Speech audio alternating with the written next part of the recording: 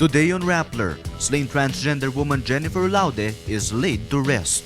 The deadly Ebola virus reaches New York City, and the U.S. report says ISIS is the wealthiest terrorist group.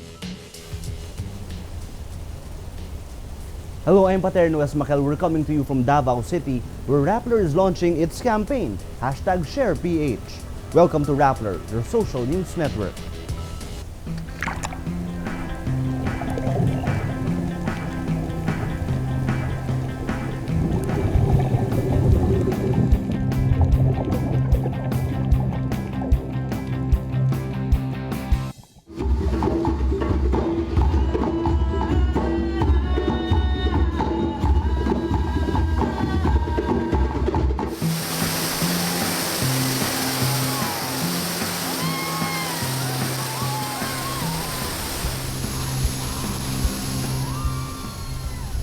Slain transgender woman Jennifer Laude is laid to rest Friday afternoon.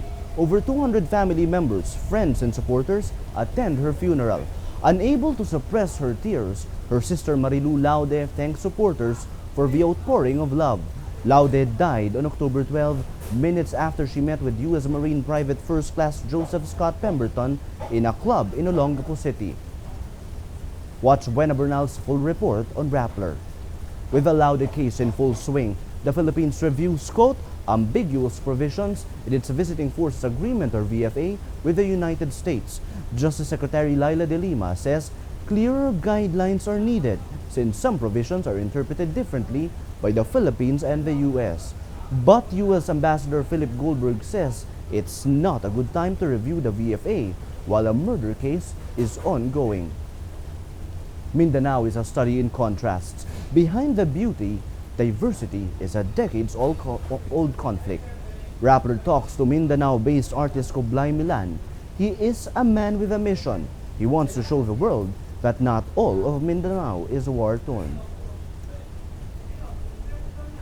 It's kind of bad for the image of Mindanao. It's bad for our growth, but in many ways, it protects our mountains and the cultural villages. You know, there are pros and cons.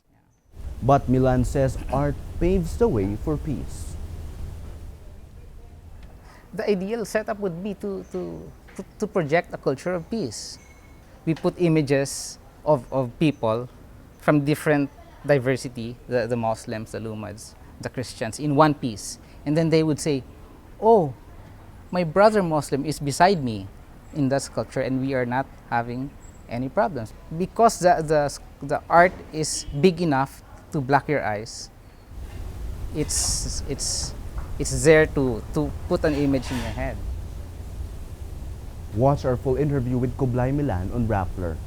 How can Mindanao become a top tourist destination? Tourism Assistant Secretary Art Bongcato says restoring peace is a start, but it's not enough. It's a given, it's peaceful all over the Philippines. But if they decide to come and bring hundreds and thousands and the destination is not ready, then we do not achieve. Bongcato says there are efforts to turn sites that saw a lot of conflict before the peace agreement into tourist destinations. We're also dealing with the ARMM as a potential and special destination for certain markets. Bongcato says there's a lot of work to be done, including building airports and accommodations and establishing airline routes. Tourism is beyond what we're doing about showing the beauty of the Philippines, but I think the underlying and the most important thing is giving an opportunity for every Filipino to have his livelihood and to have. Watch Art Bongcato's full interview on Rappler. Two major sub-regional economic groups in Asia conclude their joint conference in Davao City Friday. The East Asia Growth Corridor, BIMP-IAGA, is composed of Indonesia, Malaysia, and the Philippines. IMTGT is made up of Indonesia, Malaysia, and Thailand. The event, which brings together 8 ASEAN nations, aims to further strengthen regional economic cooperation, access, and integration. Davao City Mayor Rodrigo Duterte says the regional conference is proof that, quote, All is well in Mindanao despite travel advisories discouraging foreigners from visiting. Mindanao Development Authority Secretary Lualhati Antonino says the gathering is, quote, an attempt to boost each other's economies by taking advantage of the diversity and similarities of the countries. The deadly Ebola virus is now in New York City.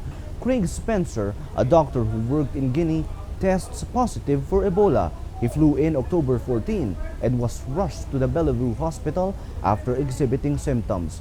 The city's health department deployed deceased detectives to trace Spencer's contacts to identify anyone at risk.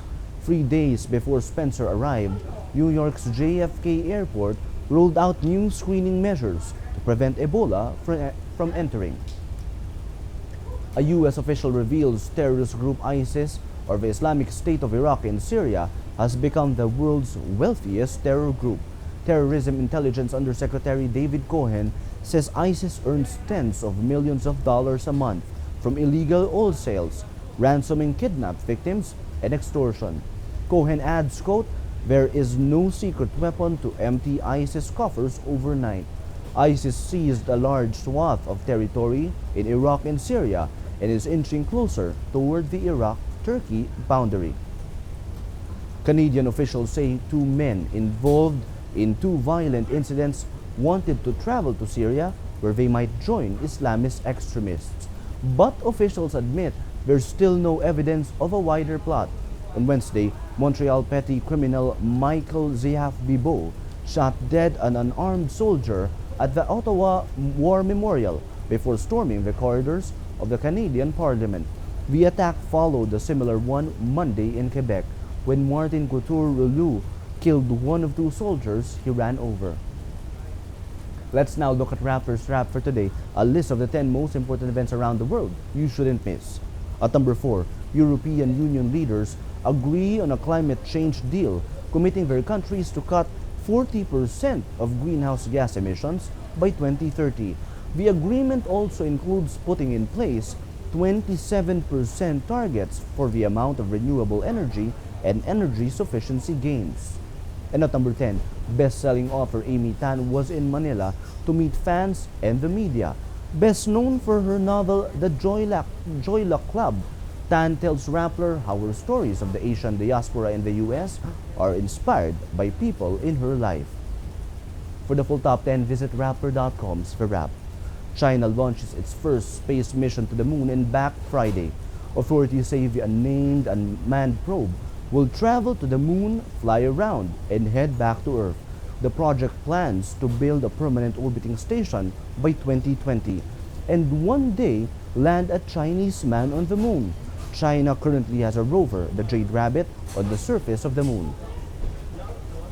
Award-winning actor Christian Bale will play Apple co-founder Steve Jobs in an upcoming biopic.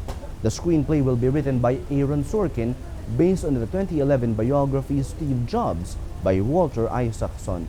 Jobs' storied life already has been turned into a movie in last year's Netflix drama Jobs, starring Ashton Kutcher, which received lukewarm reviews. Every story on Rappler has a mood meter which gives you 8 emotions to choose from. Click how you feel and your vote comes down to the Mood Navigator, and you see several red stories on our Mood Navigator today. And the story that got the most number of votes today, no franchise, Uber falls in LTFRB sting operation, 82% angry. This story and the other red stories on our Mood Navigator today brought out the mood of the day. For the 3rd straight day, most people are angry. That is Rappler's Newscast for today, Friday, October 24, 2014. I'm Paterno S. Maquel. As we say at Rappler, tomorrow begins today.